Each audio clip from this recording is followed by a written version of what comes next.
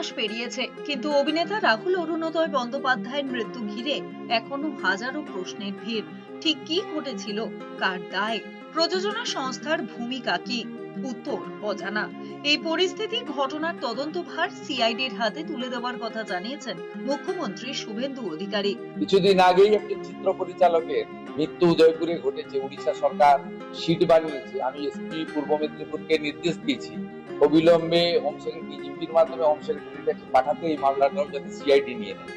উল্লেখ্য, ২৯শে মার্চ তালসারীতে ভোলে বাবা পার করেগার ধারাবাহিকের শুটিং করতে গিয়ে জলে ডুবে মৃত্যু হয় রাহুল অরুণোদয় বন্দ্যোপাধ্যায়ের। যদিও অভিনেতার মৃত্যুতে এখনো পর্যন্ত একাধিক প্রশ্নের উত্তর অধারা, কারণ গোড়া থেকেই ইউনিটের সদস্যদের বয়ানের সঙ্গে পুলিশের হাতে আসা ফুটেজে অসঙ্গতি পাওয়ায় রহস্য দানা বেঁধেছিল।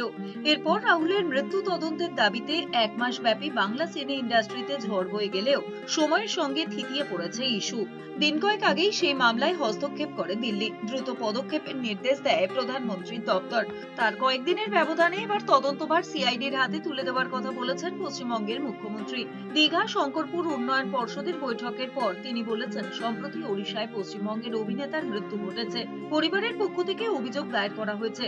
ওড়িশা পুলিশ সিট গঠন করেছে। পুলিশ সুপারকে বলেছেন মুখ্যমন্ত্রী বিষয়টি মুখ্য সচিবের কাছে পাঠিয়ে সিআইডিকে তদন্তভার দেওয়ার জন্য। উল্লেখ্য, রাহুলের মৃত্যুর পর শুটিং এর তারকাদের নিরাপত্তা সংক্রান্ত বিধিনিষেধ নিয়ে প্রশ্ন তুলেছিল অল ইন্ডিয়া সিনে ওয়ার্কার্স অ্যাসোসিয়েশন।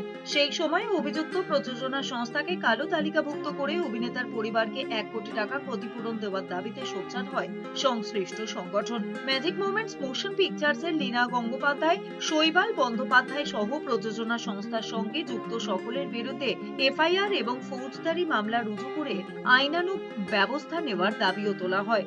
সংগঠনের বক্তব্য, নিরাপত্তা বিধি অমান্য করার ফলেই প্রাণ হারাতে হয়েছে রাহুল অরুণোদয় বন্দ্যোপাধ্যায়কে, যা কোনোভাবেই মেনে নেওয়া যায় না। ভবিষ্যতে যাতে শিল্পী কলাকুশলীদের সঙ্গে এমনটা না ঘটে তার জন্য দৃষ্টান্তমূলক পদক্ষেপেরও আর্জি জানানো হয়েছে তাঁদের তরফে।